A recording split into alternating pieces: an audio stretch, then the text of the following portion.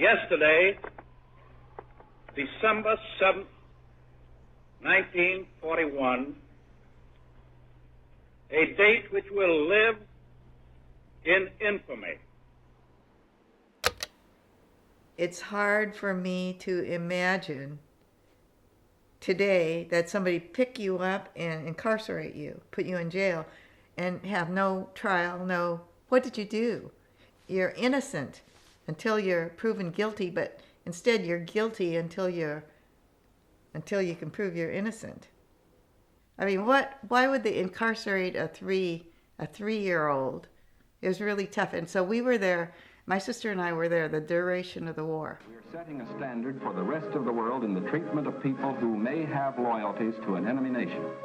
We are protecting ourselves without violating the principles of Christian decency.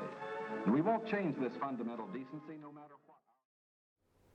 My mother was born here in Davenport, Washington, 14 miles away from Harrington. My father started his business in Long Beach. He had like one of the first fast food restaurants that this one lady described to me. And he sold tempura shrimp and chow mein, and just on plates at the beach. It was like a fast food thing, and it just really took off. Everybody loved that place. And in fact, there was somebody in Seattle that said, "Hey, I remember going to your dad's restaurant." Anyway, it was so good that he bought a brand new Packard, and I thought I think we were living pretty good. And then we were just plucked out, sent straight to Manzanar. Vaguely, I kind of remember them still building in the camp. But we did sleep on cots. And there's no street lights. There's only a search light that's going around. And I remember the barbed wire fence, and I remember the jeeps driving round and round, and with the soldiers pointing guns at us. But to me, I'm only 3 or 4, so it didn't dawn on me that was, weird until later. My aunt and uncle, they did not have to be relocated because they were so many miles off the coast. I think there's a border. There's a certain number that you could be, and so they were there the entire war. They were not evacuated, which is kind of weird. So when my dad and my mom died in October, you would have thought that they would have taken my sister and I, who were orphaned, instead of putting us in the orphanage, given us to my aunt and uncle, but the War Department took over and they sold off our property, and they kept us in there until the end of the war, and my aunt had to hire an attorney and hire 2 ladies to escort us up to Washington. Well, as far as property loss goes, it wasn't hurtful particularly to me, okay? It must have been hurtful for my dad and my mom. Their loss, their whole loss, their lives, their everything. To me, I didn't have that. I mean, I think I was lucky that I wasn't older when I went to camp. If you had seen the other generation, I mean, the people who were grown-ups living back then, they probably couldn't even talk about it because it was so hurtful. But since I'm the next generation, I was too young to know. So my dad got so depressed in the camp, and I don't know all the details that happened, but Helen woke up and said, "I have to go she," that's what she called it. And she ran over to wake up my mom. "I gotta go she." And then I got up, and then I started jumping on my dad, waking, but I could hear him gurgling. I could hear his breathing. So I know that he was still there. And I was trying to wake him up. And then the neighbors were knocking on the door, and Helen went over there. He said, open this door. And I remember she opening the first part, and then we had a screen door after that. So she opened the first door, then I could see out the door, and I could see this crowd of people out there. And they're saying, open up this door. And we couldn't. We just stayed there because we were scared. And we didn't know what was happening. So somebody pulled out a match, because everybody smoked in those days, pulled out a matchbook out of their thing and opened it up, and there's this little hook and eye on the screen door, and I could see them, I remember watching the screen unhook, and then the swarm of people come in, and we were let out. But then we were both taken to the funeral and then to the orphanage after that. But no one explained to us. At that age, you don't know what death is. You don't know that you're never going to see them again. You don't know. You just, maybe that saved me and her, because we were so young that it, maybe if we were teenagers, it would have traumatized us or something. But we were young enough, and my dad had written a letter to my aunt saying, take care of my children. As soon as she got that letter, she says, she cried every night until she got us, right? At my birthday is August 16th. The war ended August 15th. And I think I went to Harrington, and my aunt bought me a birthday cake. And that was the first birthday cake I ever remember. Because in the orphanage, you don't celebrate birthdays. And then the orphanage is just like, just a bunch of kids. And other than that, school every day, we would pledge allegiance to the flag. And we had a white teacher. We always had Mrs. Breckfast, and then there was a Mrs. Brown. So I know that all the teachers were Caucasian. And then all the people in the orphanage were Japanese.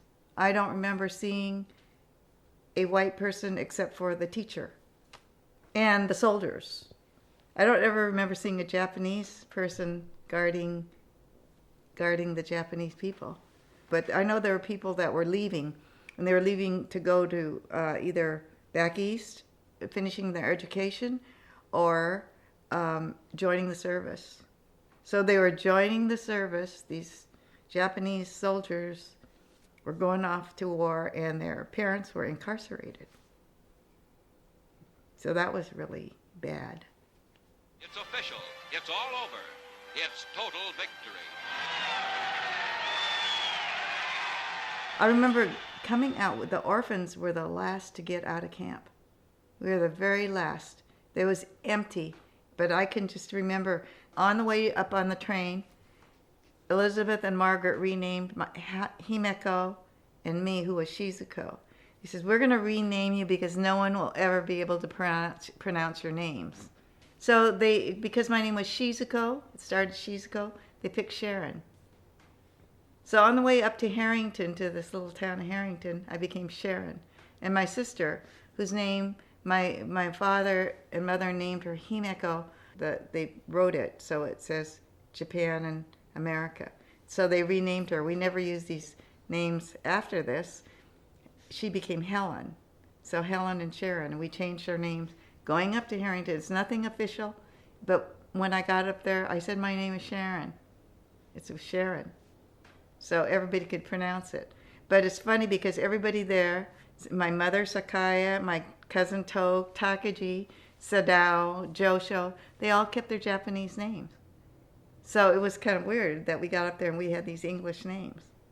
The War Relocation Authority has been more concerned with permanent relocation, getting the evacuees out of the backwaters of the relocation centers into the mainstream of American life. Yeah, I've heard a lot of remarks and prejudices from other people in other cities and things, but we actually did not have too much of that because my aunt and uncle were there the whole time.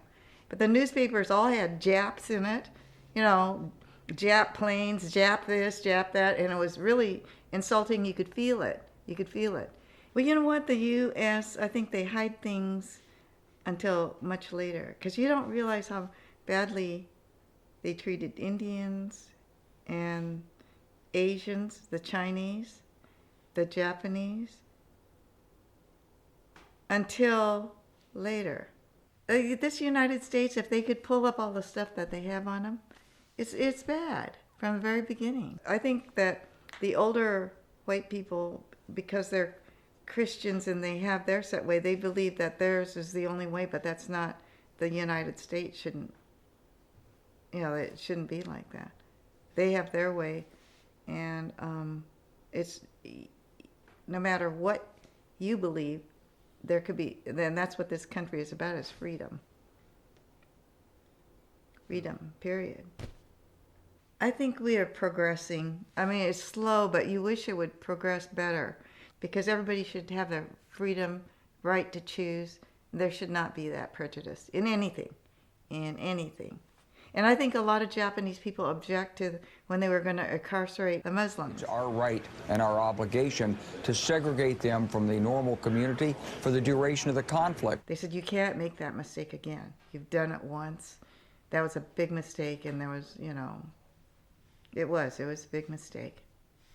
And it ruined a lot of people's lives. I don't think you realize how many people committed suicide in the internment camps. To be pulled away from your home and plunked into this camp, you don't see all these things that you go through, these emotional things. I bet there's a lot of stories that you just don't hear about because nobody wants to talk about it.